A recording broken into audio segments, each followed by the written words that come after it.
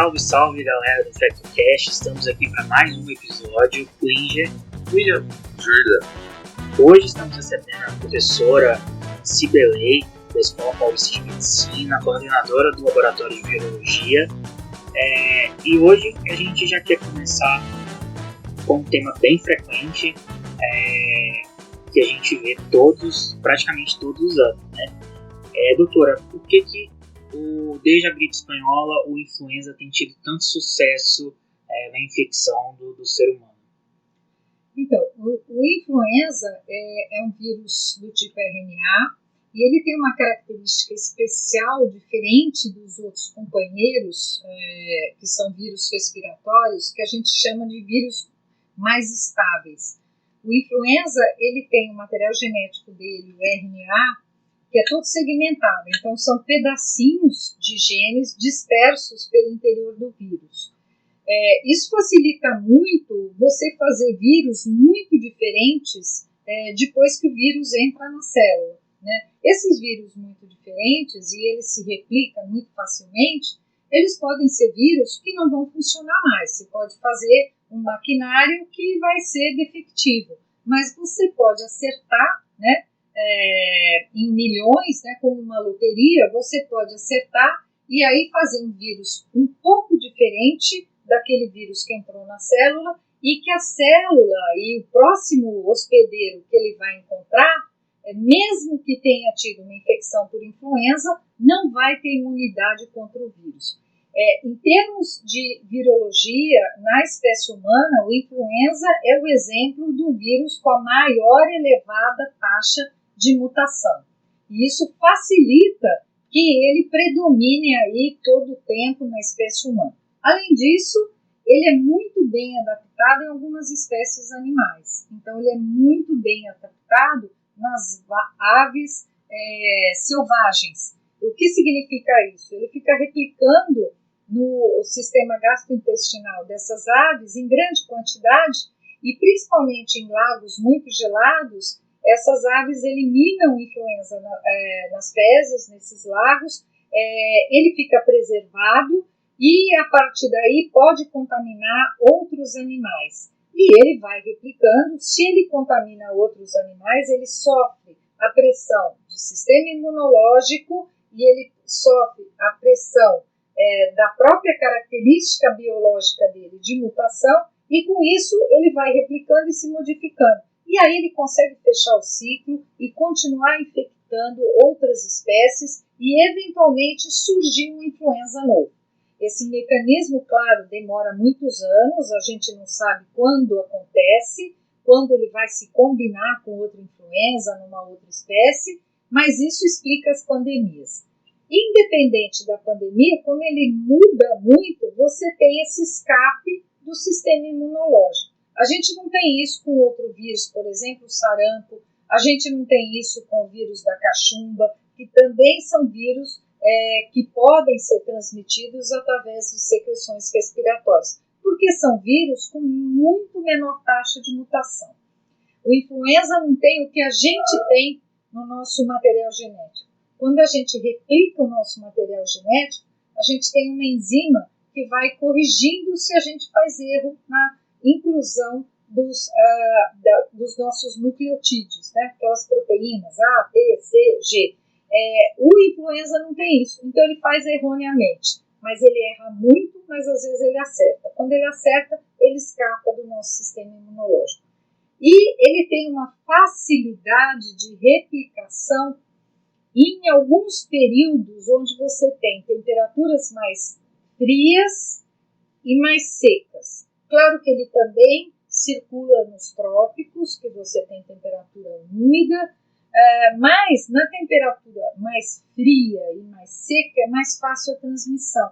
Então, se ele transmite mais, ele pega mais hospedeiros, ele replica mais, ele erra mais, mas ele muda mais. E se ele muda mais, ele escapa mais. E isso faz com que ele seja aí uma celebridade de todos os anos. E assim, doutora, ficou bem claro para mim que ele é um vírus de muito sucesso, sim, é um vírus que toda vez está aí causando altas taxas de mortalidade. será que a gente não esquece ele? Será que a gente não devia considerar mais ele na prática clínica? Às vezes eu acho que a gente trata muito a pneumonia bacteriana sem considerar ele.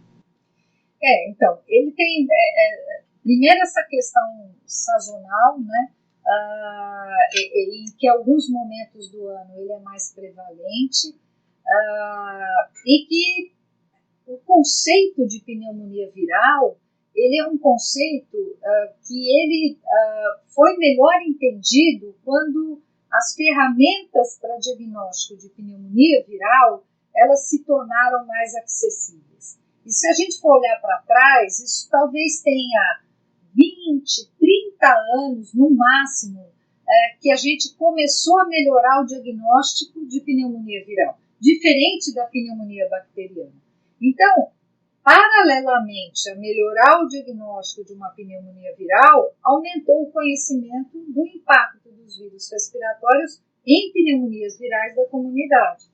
E claro que agora pode ter certeza que depois do coronavírus as pessoas vão lembrar dos outros vírus respiratórios também, porque elas entenderam o que é uma pneumonia viral, né? E aí estou falando dos clínicos e tudo mais. Então é muito relegado a influenza, e principalmente talvez em países como o Brasil, onde você tem um clima muito diverso, você não tem uma sazonalidade muito definida, né? A gente tem dias de inverno e dias de verão, seja no verão e seja na primavera e seja no inverno, diferente dos países do hemisfério norte, onde as epidemias de influenza são muito claras, muito regulares quando começa a influenza a circular numa determinada região. Então fica muito claro quando aquilo determina um aumento de hospitalização e mortalidade. Então talvez por isso a gente faça menos diagnóstico do que deveria.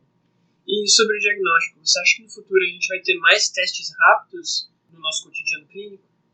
Eu acho que cada vez mais a indústria está investindo em diagnóstico rápido, entendendo o impacto que tem as síndromes respiratórias, né? Existem dados anuais de que mais de 650 mil pessoas por ano morrem das causas diretas de influenza. Além disso, você tem todas as outras viroses respiratórias. Então, esse diagnóstico é um diagnóstico importante porque isso envolve isolamento, isso envolve investimento em vacina e isso envolve em absenteísmo, em impacto econômico. Então, eu acredito que o diagnóstico vai melhorar ainda mais e vai ser mais acessível. E clinicamente tem alguma coisa, algum sintoma que nos ajude a diferenciar uma pneumonia bacteriana de uma pneumonia viral? O início do quadro de influenza mais típico, ele é sempre um início de febre súbita, né? E com algum sintoma respiratório além da tosse, ou uma dor de garganta, uma mialgia, um sintoma geral como mialgia, cefaleia. Esse é o influenza clássico que vai causar pneumonia viral. Claro que você tem muita gente que vai ter influenza e que não vai ter pneumonia e vai ter um sintoma mais brando.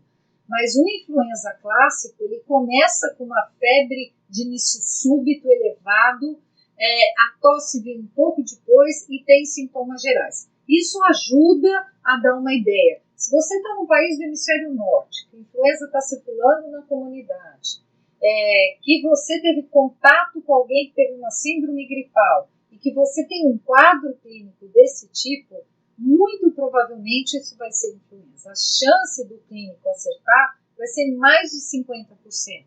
Porque a pneumonia bacteriana, ela não tem esse comemorativo inicial semelhante do influenza, né? Depois tem as questões cardiológicas, a evolução, que também te ajudam a pensar que aquilo pode ser uma pneumonia viral. Doutora, e em relação à elaboração das vacinas, né, uma dúvida que eu sempre tive. Como que é realizada essa previsão, né? Que a gente sabe que todo ano uma nova vacina é elaborada baseado numa previsão de qual vai ser o vírus circulante naquele meio. Como que é feita essa previsão? Como que a gente adivinha qual vai ser o vírus que vai estar rolando aí no próximo ano em determinado país? Então, atualmente a gente tem vacinas trivalentes e quadrivalentes. As vacinas trivalentes, elas têm uma cepa do H1N1 que é um vírus que muda, mas é um pouquinho mais estável que o H3N2, que também é uma influenza A, que também tem uma cepa na vacina, e a trivalente tem uma cepa de B e a quadrivalente tem 2 cepas de B. Existe desde 1940 estabelecida no mundo todo uma vigilância de influenza. Por quê? Por causa da gripe espanhola, né, que teve um impacto absurdo. Então existe uma vigilância. Essa vigilância ela determina que os países membros, e atualmente são 112, eles colaborem enviando cepas de influenza de serviços sentinelas que têm coleta de pacientes com síndrome gripal.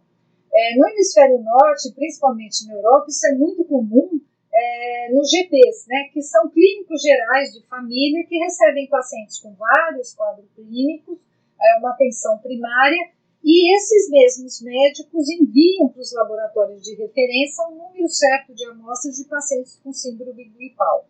Isso nos Estados Unidos funciona mais ou menos assim, na Austrália, no Japão, atenção primária principalmente, mas os hospitais também mandam, e no Brasil isso foi criado em 2000 e a partir de 2009 isso foi intensificado. São serviços sentinelas que têm que mandar um número de amostras.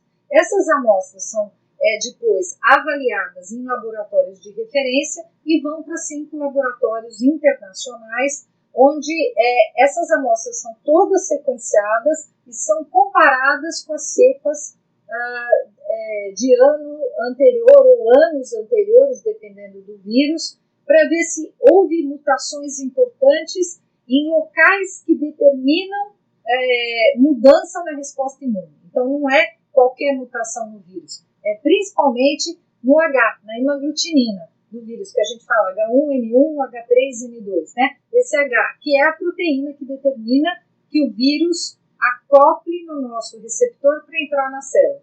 Aí, o vírus que é esperto, ele muda muito nessa proteína, que é para escapar do sistema imune e assim mesmo conseguir entrar na célula. Então, é aí que eles vão olhar. Chamam-se sítios antigênicos. Eles olham as mutações e decidem, num comitê, como será a vacina do outro ano.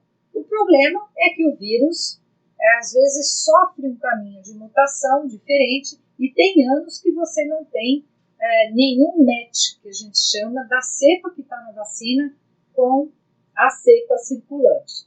E isso claramente depende do quanto o país mandou de cepas. Então, por exemplo, se um ano o Brasil tem um problema e manda muito poucas cepas, provavelmente a vacina, a receita de vacina que a gente vai receber para o Butantan fabricar, vai ser uma receita baseada nos países que mandaram. E aí vai ter pouco match com aquilo que circula aqui, ou não. Então, esse match vacinal, às vezes mesmo tomando uma vacina de gripe, a pessoa pode pegar gripe porque escapa esse match vacinal. Em relação ao Oseltamivir, ele foi criado para a influenza ou já era uma droga que existia? E o que ele tem, assim, qual é a sua opinião sobre ele?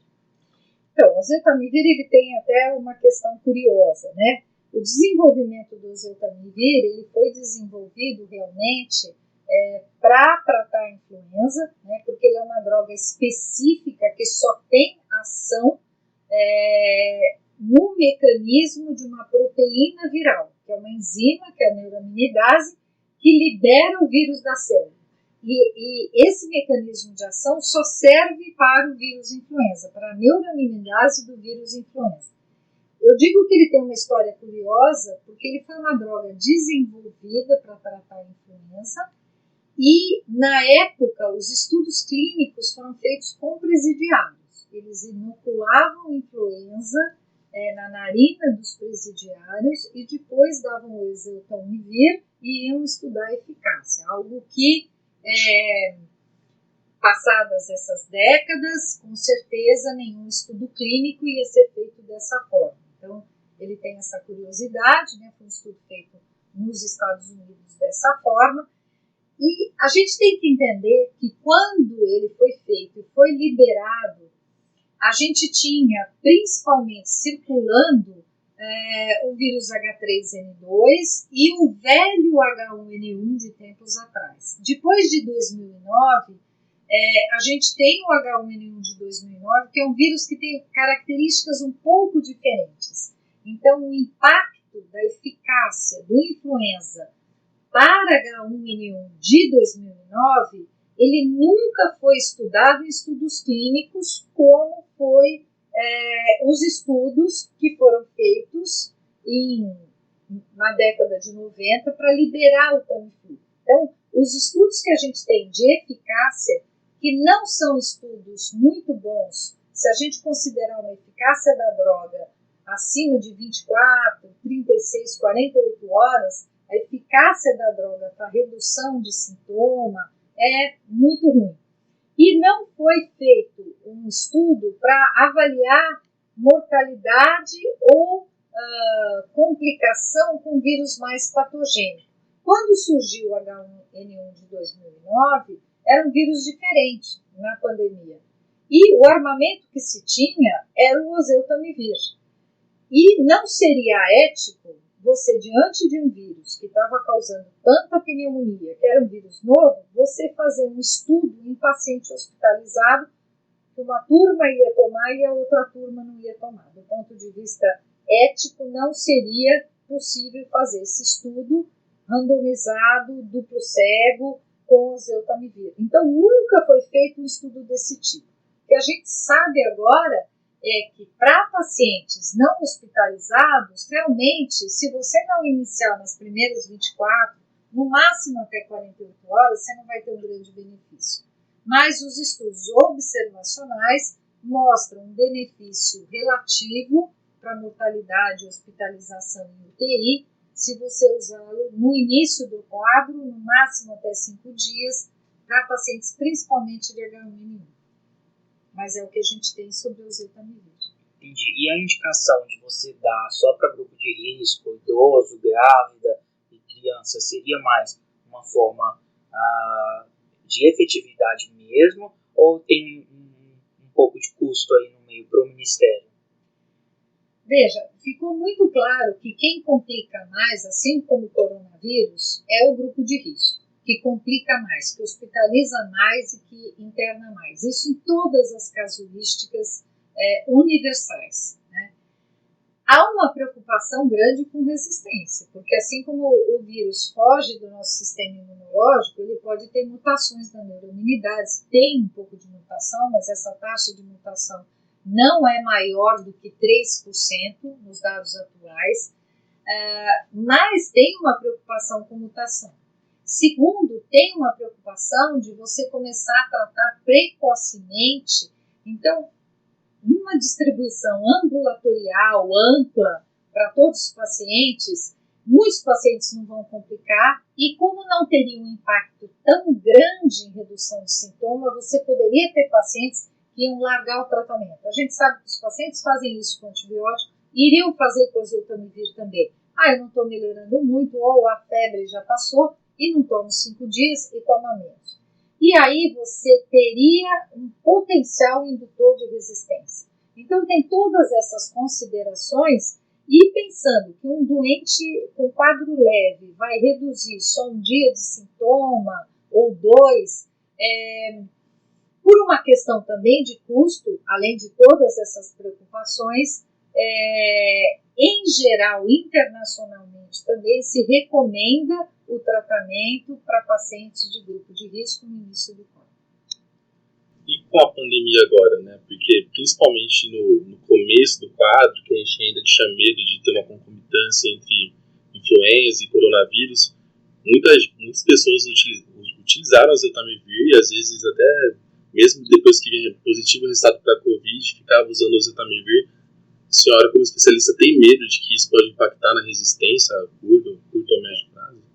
Nesse momento, por exemplo, aqui no Brasil, e a gente falando, por exemplo, aqui em São Paulo, onde eu estou, eu não teria essa preocupação porque eu tenho acesso aos dados e para a gente induzir resistência sem a presença do vírus, a gente não consegue fazer isso, né? Como a gente faz com bactéria, porque a gente tem bactéria distribuída no nosso trato intestinal, na pele, na orofaringe, etc. Então, e o influenza não circulou, seja pelo lockdown, pela quarentena, ou seja por uma questão de nicho epidemiológico. O fato é que a influenza não circulou como deveria, como se esperaria esse ano aqui na cidade de São Paulo.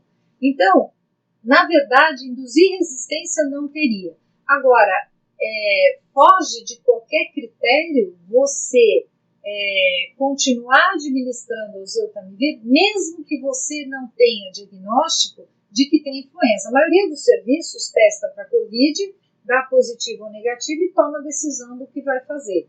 E não acaba não testando para influenza. Mas a gente tem um dado epidemiológico que o vírus não está circulando. E você tem um dado de avaliação farmacológica, clínica, terapêutica, que não tem muito sentido você manter o tratamento depois de um certo período. Esses pacientes de Covid hospitalizados, eles não estão chegando no serviço no primeiro, segundo dia. Eles estão chegando depois de 72 horas, 4, 5 dias. E não tem nenhum estudo que mostre o benefício de oseltamivir depois de 5 dias, em termos de óbito e internação em UTI. Então não tem sentido você manter essa droga, assim como não tem sentido você manter antibióticos se você tem uma evidência que é uma pneumonia viral. Aí sim você está induzindo resistência. Uma das outras escolhas seria o zanamivir. Quando que a gente usa o zanamivir? Por que ele não pegou igual o oseltamivir? O zanamivir é uma droga muito parecida, ele é um inibidor de neuraminidase também, só que ele tem um mecanismo de ação num ponto que drogas resistentes com um tipo de mutação que é a mais frequente no oseltamivir, nas cepas resistentes, ele teria uma ação nessas cepas. Então, na verdade, como eu falei para vocês, que a taxa de mutação é muito baixa, não que a gente esteja estudando isso aqui no país, porque realmente ninguém fica estudando mutação de resistência em oseltamivir, não sei, em centros de pesquisa, mas como é muito baixa, não se usa zanamivir. Ele tem outras questões.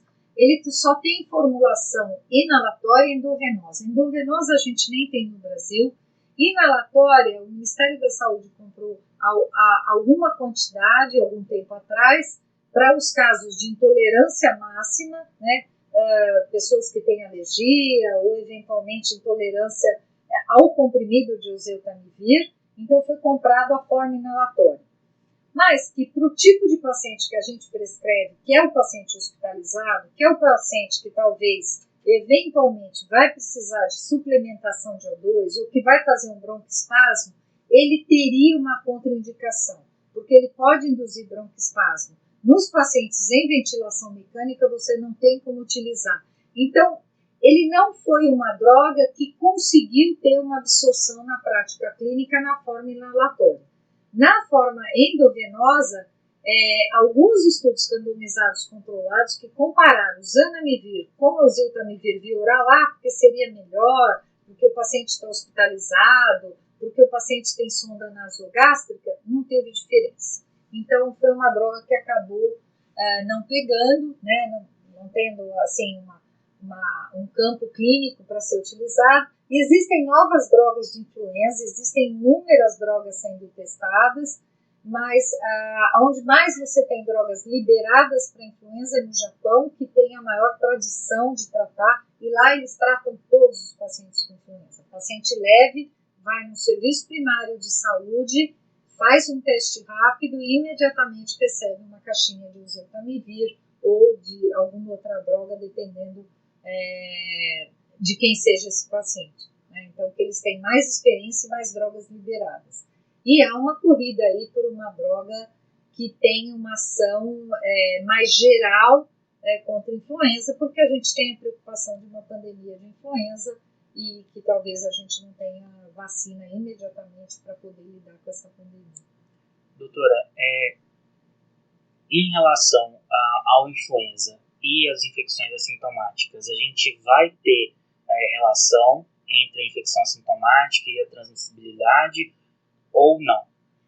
Então, Infecção assintomática por influenza, existem trabalhos muito antigos que mostram que 50% das infecções por influenza são assintomáticas. Isso porque a gente começa a se infectar com influenza em torno de 3 a 8 anos de idade, a maior parte de nós já teve a primeira influenza da vida. E aí a gente vai se reinfectando. Todos os anos se acredita que tem uma taxa de ataque na população que varia de 10 a 20%. Isso de infecção, que pode ser sintomática e assintomática. Então você tem um grande número de pessoas que fazem infecção assintomática. Mesmo vacinados, a gente sabe que tem vacinados que fazem infecção assintomática. Alguns estudos de carga viral em pacientes assintomáticos mostraram que esses pacientes têm carga viral alta. Então, a depender da carga viral, esses pacientes seriam potencialmente infectantes. Só que para você ter transmissão, esse é um conceito que as pessoas não entendem. Uma coisa é você ter uma carga viral alta, um schedule viral, e você ter um potencial de infectividade, que eu meço com a carga viral, com uma cultura de vírus que eu faço no laboratório de pesquisa. Outra coisa é a transmissibilidade. Isso envolve o meio ambiente, a condição de temperatura e umidade, a velocidade quando eu vou expelir gotículas, a forma, o tempo, a quantidade, o tamanho da gotícula. Então, influenza, por exemplo, se transmite por pequenas, médias e grandes gotículas. Eu posso expelir uma quantidade muito pequena de gotículas menores ou uma quantidade grande num período pré-sintomático. Então, varia do indivíduo, varia do tamanho das gotículas, varia da condição ambiental, da carga viral que tem naquela gotícula, para saber se um assintomático vai ter o poder de transmitir para um sintomático. E isso foi muito estudado em influenza, então é possível essa transmissão, né? Agora, é a grande questão que a gente tem, por exemplo, agora com o coronavírus. Ainda a gente tem que estudar um pouco mais. Mas é importante a gente entender que nem tudo que tem infectividade tem alto poder de transmissibilidade. Isso são coisas um pouco diferentes. Só uma última pergunta, eu acho. O raciocínio do antiviral, voltando ao tratamento, a senhora falou que existem vários antivirais também no Japão que são utilizados contra a influenza. Eles também são utilizados no começo dos sintomas. O raciocínio é parecido com o coronavírus. Enquanto tem epidemia, ele vai funcionar. Depois disso, é mais resposta inflamatória. Tem algum estudo de alguma medicação que possa atuar com mais tempo assim, no início dos sintomas? Na verdade, a maior parte das drogas novas, em geral, eficácia até 72 horas. Existe uma droga experimental que ela tem a proposta de uma efetividade até 5 dias. Né? A gente tem que entender que todos esses estudos com drogas novas, esses estudos são feitos primeiro em animal de experimentação, na fase de estudo in vivo, né? E até por algumas questões de toxicidade e segurança, e depois você faz em voluntários, em geral com doença leve. Só depois que uma droga está aprovada é que você poderia compará-la ao standard of care, que é o oseltamivir atualmente, em pacientes hospitalizados. Então, essas novas drogas, elas estão sendo agora estudadas em pacientes hospitalizados. Por quê? Porque os pacientes hospitalizados de influenza, você tem uma dificuldade a mais do que com o coronavírus. Porque boa parte dos pacientes hospitalizados por influenza, ele às vezes é hospitalizado só pela descompensação da doença de base e você não tem uma evidência clara de que você tem uma alteração radiológica em curso. Né? Você tem uma alteração inicial, mas não necessariamente você tem uma tomografia que eu faço hoje, que eu tenho algumas áreas de vidro fosco, e aí se eu repetir em 3 dias, parece que tem mais áreas. O que significa mais áreas? Provavelmente tem mais vírus replicando em outras áreas. E aí, você teria benefício da droga, não talvez para coibir totalmente a infecção, mas um benefício da droga para diminuir o impacto pulmonar, para evitar que esse paciente vá para uma UTI, por exemplo, ou vá ao óbito. Isso talvez seja mais possível com coronavírus, que é mais claro, do que com influenza. Com influenza não é tão claro essa evolução. Influenza, ele parece começar e não ter esse... E aí a maioria vai evoluir bem, alguns vão evoluir mal, e aí evolui mal já e não tem essa fase que vai e melhora. Não fica muito claro isso. Por que eu estou falando isso? Porque, na maioria das vezes, o que você avalia de eficácia da droga é a melhora inicial de sintoma, que é não ter mais febre, né? Diminuir sintoma geral, que é diminuir o PCR na secreção de orofaringe. Mas você não tem como avaliar no quadro pulmonar. E para a influenza é mais difícil. Então é muito mais difícil você estabelecer eficácia de droga além de certo período. Por isso que os estudos acabam fazendo um período inicial. E a descompensação é muito maior. Claro que coronavírus descompensa, mas você tem ali a imagem radiológica, você está vendo que ele pode descompensar do diabetes, do quadro cardíaco, mas você tem uma evidência radiológica de comprometimento, você tem uma alteração de dedímero, você tem uma imagem de que talvez esteja na fase inflamatória e não seja mais o vírus. Você não tem tudo isso para a influenza. Então, é mais difícil ter o parâmetro estabelecer de eficácia para doente grave. Sim, perfeito. Beleza, eu acho que o grande, para a gente finalizar, é que nem toda pneumonia é bacteriana. Né? O coronavírus veio aí para lembrar a gente que os vírus estão presentes e os vírus respiratórios fazem pneumonia e são um importante diagnóstico diferencial na nossa prática clínica.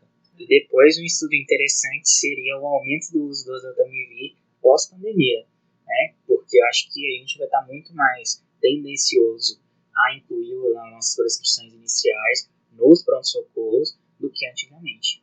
É bem provável. Obrigado, doutora. E aqui a gente vai convidar a senhora mais vezes para falar desse tema que dá uns 8 episódios, né? Foi excelente. Muito obrigado, doutora. Valeu. Obrigada a você.